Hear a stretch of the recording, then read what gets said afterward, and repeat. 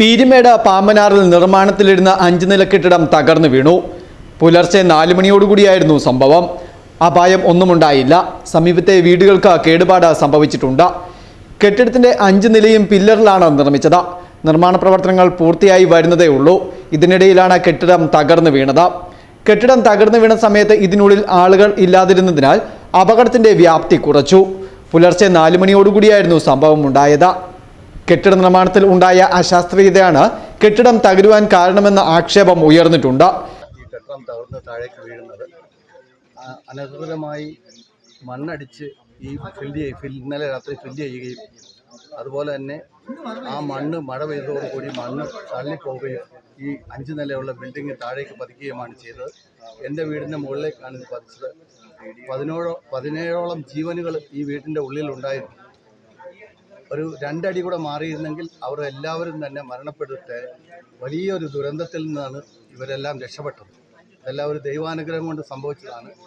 അതുപോലെ തന്നെ നമ്മുടെ വീടിൻ്റെ മുൻഭാഗങ്ങൾ പൂർണ്ണമായും തകർന്നു പോയി. അതുപോലെ റോഡും മറ്റു കാര്യങ്ങളെല്ലാം തന്നെ ഈ കെട്ടിടത്തിൻ്റെ പണിയിലുള്ള അപാകതയാണ് ഏറ്റവും കൂടുതൽ ഇങ്ങനെ ഒരു ദുരന്തം സംഭവിക്കാൻ പോകുന്നത്. നമുക്ക് കാണാം, ഈ തൊട്ടടുത്ത് കാണുന്ന ആ ഫില്ലർ പൊട്ടുപൊടിയുന്ന പോലെ പൊടിഞ്ഞു കിടക്കുന്നതായിട്ടാണ് കാണുന്നത്. ഇത് വലിയ ഒരു ദുരന്തമാണ്. വളരെയേറെ നാശനഷ്ടങ്ങൾ ഇതുമൂലം നമുക്കുണ്ടായിട്ടുണ്ട്. കുട്ടികളും സ്ത്രീകളും എല്ലാം ഭയന്ന് നിലവിളിക്കുകയും അവർ അലറിക്കരയുകയും ചെയ്യും. എല്ലാവരെയും നാട്ടുകാരെല്ലാം കൂടെ വന്നാണ് രക്ഷപ്പെടുത്തി സുരക്ഷിതമായ സ്ഥലത്തേക്ക് മാറ്റിയത്. നമ്മൾ ഇത് പറയുമ്പോൾ അവരോട് ചോദിച്ചിരുന്നു, ഇങ്ങനെ ചെയ്തിരുന്നെങ്കിൽ ഇത് ശരിയാകുമോ എന്ന് അവരോട് നമ്മൾ ചോദിച്ചിട്ടുണ്ടായി. പല പ്രാവശ്യം ഞാൻ ചോദിച്ചായിരുന്നു, ഇങ്ങനെ കെട്ടിയാൽ ഇത് ശരിയാകുമോ എന്ന് ചോദിച്ചായിരുന്നു.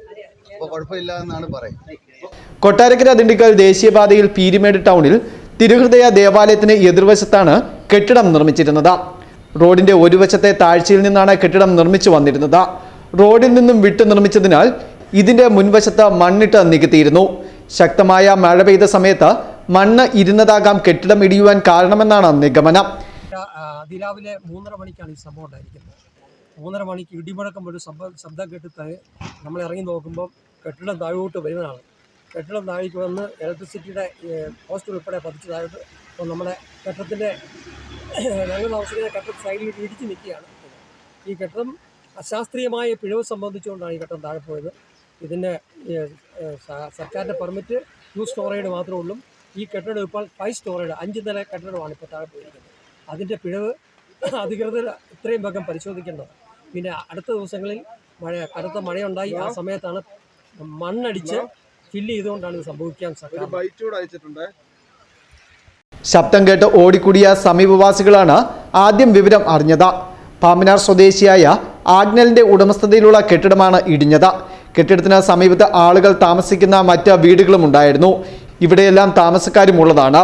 ഇടിഞ്ഞ സമയത്ത് ഈ ഭാഗത്തേക്ക് കെട്ടിടം പതിക്കാതിരുന്നത് അപകടത്തിന്റെ വ്യാപ്തി കുറച്ചു.